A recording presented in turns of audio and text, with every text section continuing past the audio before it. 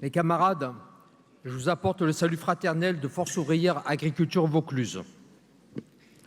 Tout d'abord, avant de commencer, je souhaite remercier l'ensemble des salariés de la FGTA pour tout le travail qu'ils ont effectué pour organiser donc ce congrès dans les meilleures conditions, mais également pour tout le travail effectué tout au long de l'année pour que notre fédération soit reconnue tant au niveau de notre organisation, mais que des branches professionnelles. On peut les applaudir, je pense.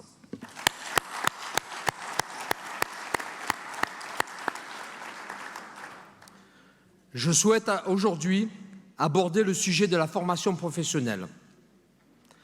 Depuis de nombreuses années,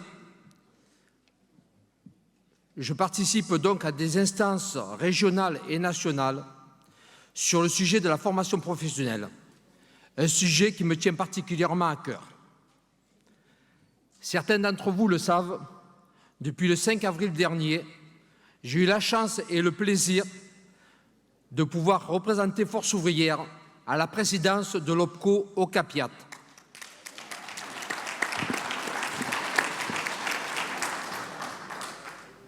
Qui est donc l'opérateur de compétences pour la coopération agricole, l'agriculture, la pêche, l'industrie agroalimentaire et les territoires.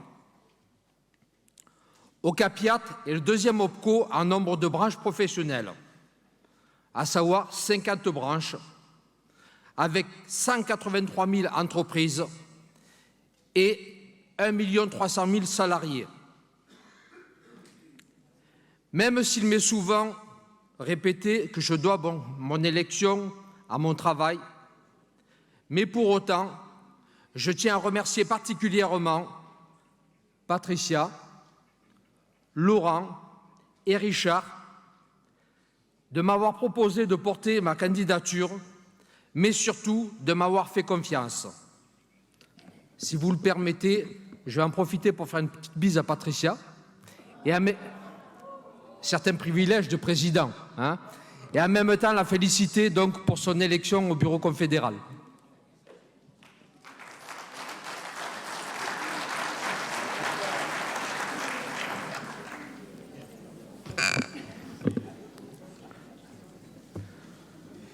Ocapiat est et doit être au service des salariés, des entreprises et des branches professionnelles, l'outil pour le développement des compétences.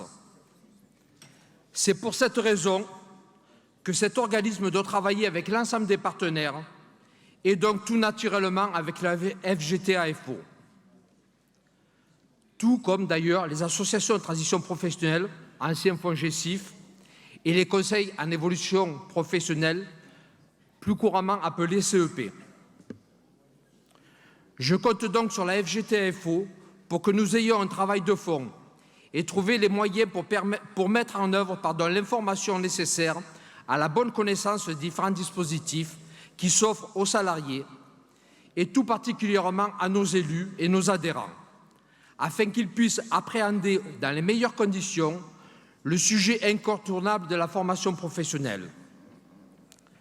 Je propose que nous puissions, dès la rentrée, engager des travaux sur ce thème et pouvoir proposer à nos élus sur l'ensemble du territoire des formations, à savoir quels sont les acteurs de la formation professionnelle, comme je l'ai dit, les OPCO, les conseils en évolution professionnelle, les associations de transition professionnelle et bien d'autres, ainsi que les différents dispositifs de financement, soit sur l'alternance, le projet de reconversion professionnelle, la reconversion et encore une fois bien d'autres sujets.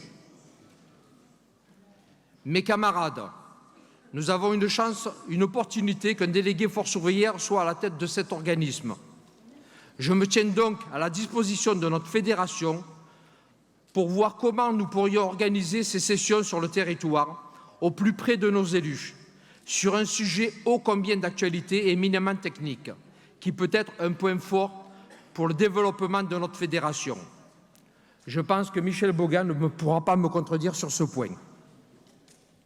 Je suis fier d'appartenir à cette organisation syndicale qu'est Force ouvrière. Et avant de conclure, je souhaite donc un bon départ à la retraite et qu'il puisse profiter au mieux de ces moments de liberté à Dayan, à Carole, mais également à Bruno. Vive Force ouvrière, vive la GTAFO. Merci Hervé.